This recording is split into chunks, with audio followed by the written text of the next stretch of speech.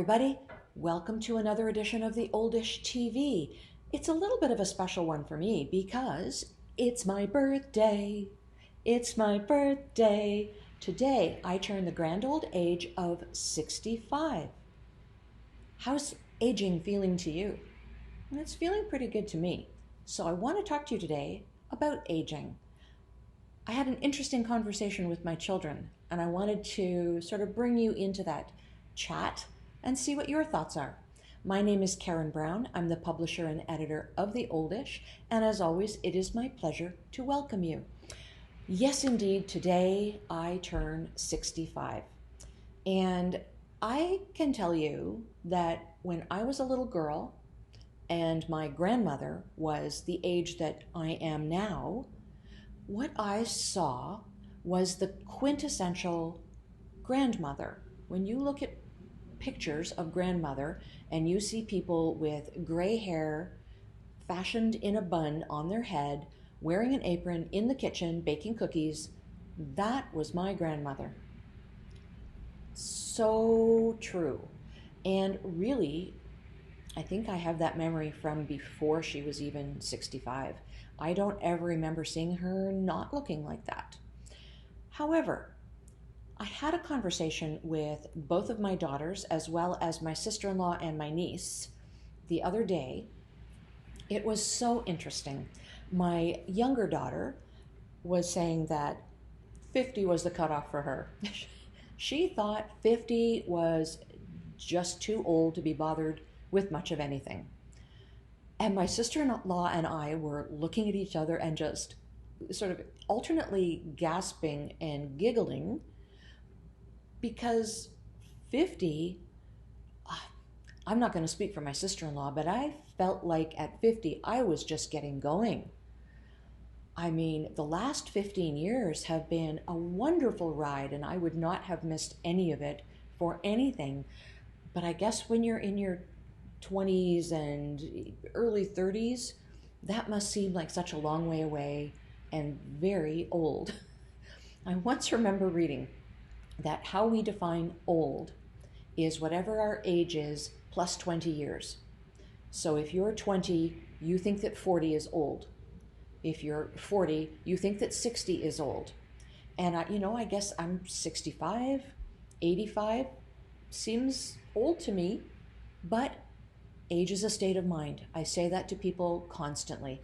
I sort of jokingly say, a little Juvederm and a good hairdresser, nobody knows how old you are. Now, I'm not shy about saying that I am completely gray. I know it doesn't look like it, does it? I have a good hairdresser. So, that's how it works out. I'm not ready to look completely gray, but we have this stuff available to us these days, and that's my choice. It may not be your choice. I see women younger than me with completely gray or even that gorgeous white color of hair, and I'm very envious. I think, if I had that hair and maybe that skin too, because they always seem to have great skin, I might be tempted to not color my hair as well. Nonetheless, that is my choice for now. But as our conversation went on within my family, I was saying to my children and my niece that the people who are 65 that I know now don't look like my vision of my grandmother either. They look like me. And the reason that they look like me is because they're engaged. They're engaged with life. They're engaged with eating properly. They're engaged with exercising regularly. They try to get a sufficient amount of sleep. I mean, they're doing all of the right things. And, are some of them having health challenges? Yes, absolutely. Absolutely.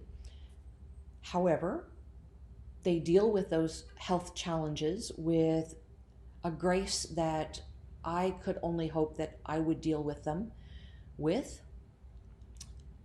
And they're getting on with life.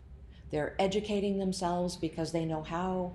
They're keeping their exercise up because they know it benefits them. They're eating the right foods. It's not one thing. It's many things. There are absolutely people with way bigger budgets than I have who look really amazing for their ages. Really amazing. Amazing. Does budget have everything to do with it? Maybe. I mean, the genes are something. But if you can afford to go every week and have a facial, and if you can afford to take advantage of some of the surgeries that are out there and some of the more expensive products and treatments and so forth, then I suppose you can look better as well. It doesn't always take that. Sometimes it just takes dedication to exercise and good food and drinking lots of water. I know people who have budgets less than I have who look fabulous as well. So, I think, I feel like a lot of this business of how we age is state of mind.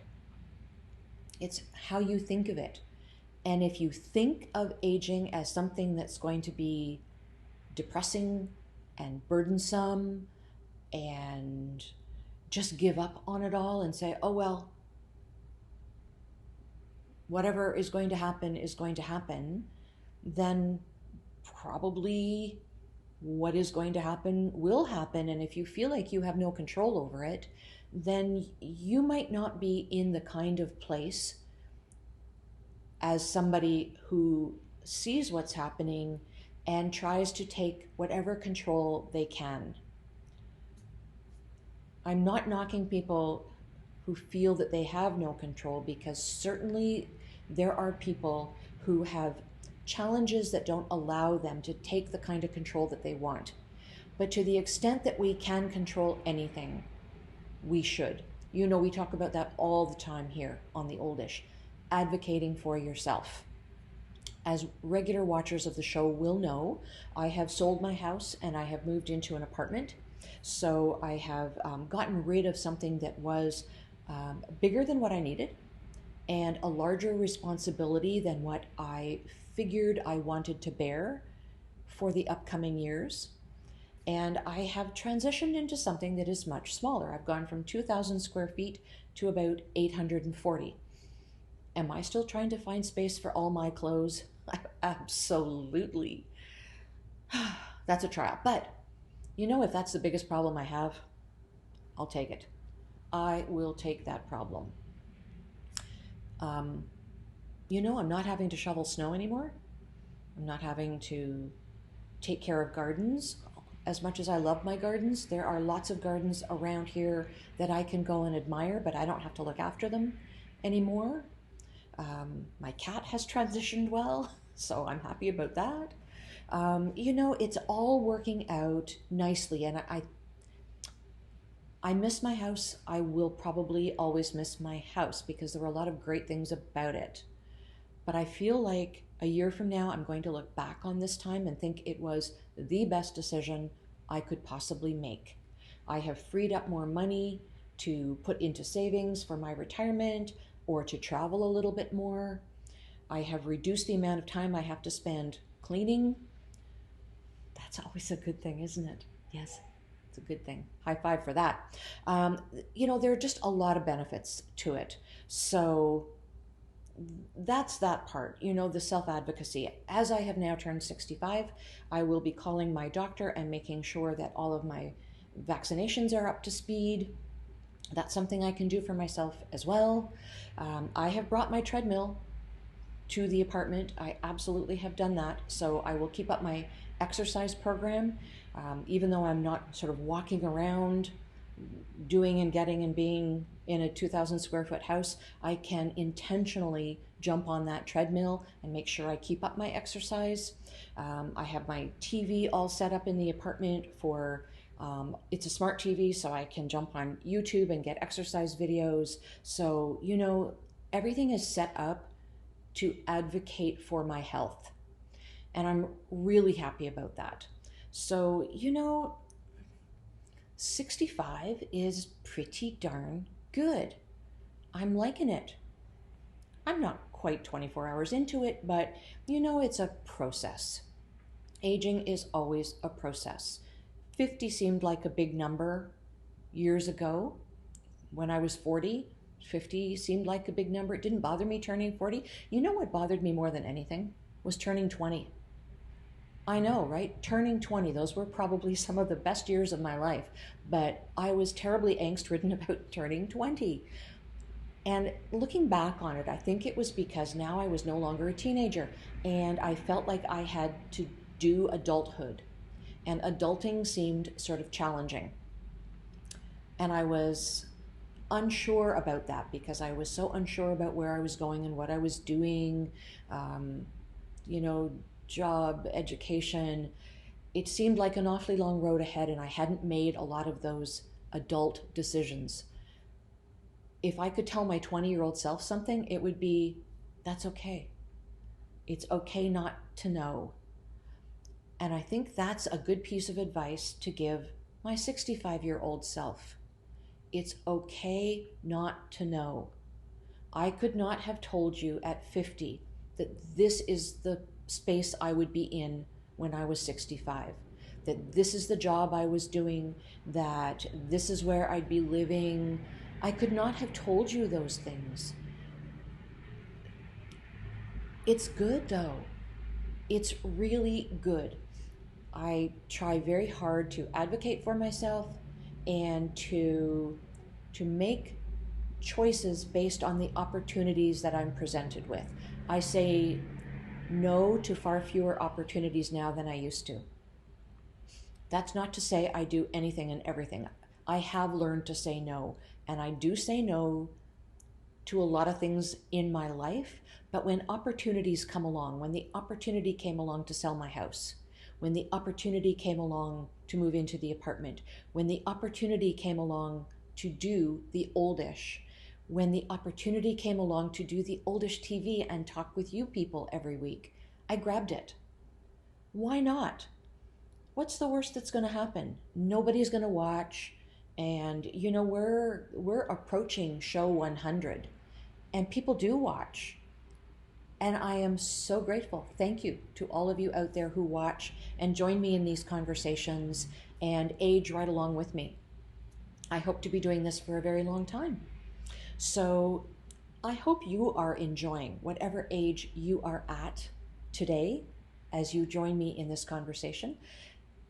Leave your comments for us and let us know where you are in your life. Let's have a conversation about that, about how you're feeling about getting older, about what you're doing to make your older years as joyful as you can.